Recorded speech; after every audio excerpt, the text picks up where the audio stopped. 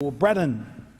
Well, thank you, Deputy Speaker, and it's a pleasure tonight to be in this chamber to speak about the Narcotic Drugs Amendment Bill of 2016, a bill that will enable the cultivation of cannabis for medicinal purposes while still being compliant with Australia's international obligations. The aim of this legislation, Mr Deputy Speaker, is to allow Australian patients and their doctors to have access to a safe, legal and reliable supply of cannabis for the management of chronic and painful conditions. This legislation addresses the issue of the supply of medicinal cannabis in the marketplace. Currently, there are reports of people with chronic or painful conditions going to black market suppliers, risking both their health and criminal prosecutions. With the cultivation of cannabis currently disallowed in Australia, the demand is far outstripping the supply. Cannabis is not like many other products that can be readily and easily imported. Cannabis cultivation is subject to strict international controls, and supplies for medicinal purposes are incredibly limited as well as expensive. As a result, this legislation aims to create the opportunity to cultivate cannabis in Australia for people living here who need access to medicinal cannabis. The drug will be available as prescribed by a doctor or as a part of a clinical trial. Let me repeat that. The drug will only be available as prescribed by a doctor or as a part of a clinical trial. It is important to note that cannabis use for recreational purposes is illegal in Australia and will continue to be illegal under this legislation. The cultivation of cannabis for recreational purposes will also continue to be illegal. Australia has shown that they are able to cultivate narcotics for legitimate and medicinal purposes safely. This has been evidenced in the success of the poppy industry in Tasmania, with Australia being the world's largest supplier of painkillers derived from poppies.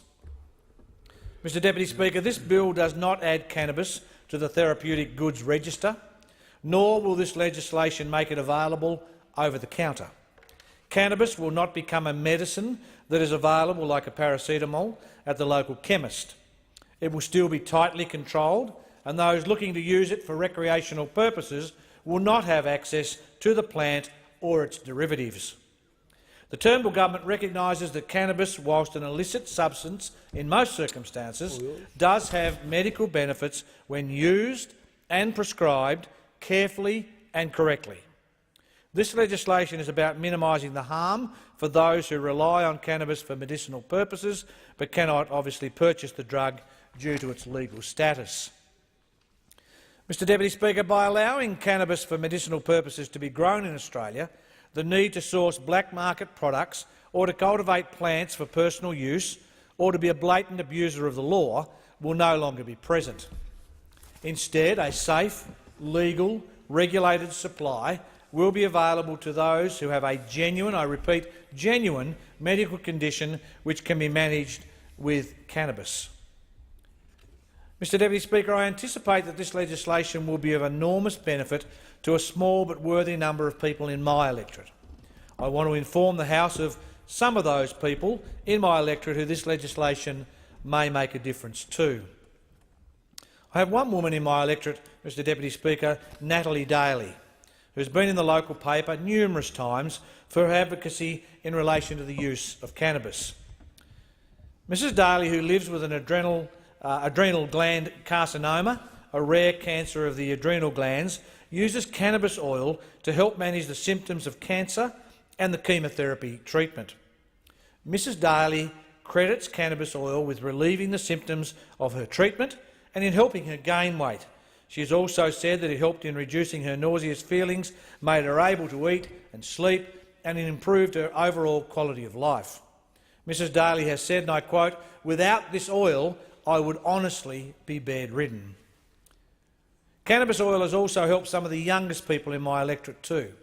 Mr Deputy Speaker, April Tognoni, a little girl who suffers from myoclonic epilepsy, has been given cannabis oil by her parents, and it has helped enormously in managing her condition. Myoclonic epilepsy is an incurable illness, and prior to using cannabis oil, April was having about 1,000 seizures a day. 1,000 seizures a day. By taking the cannabis oil every day, the seizures have reduced to as few as 6 per day.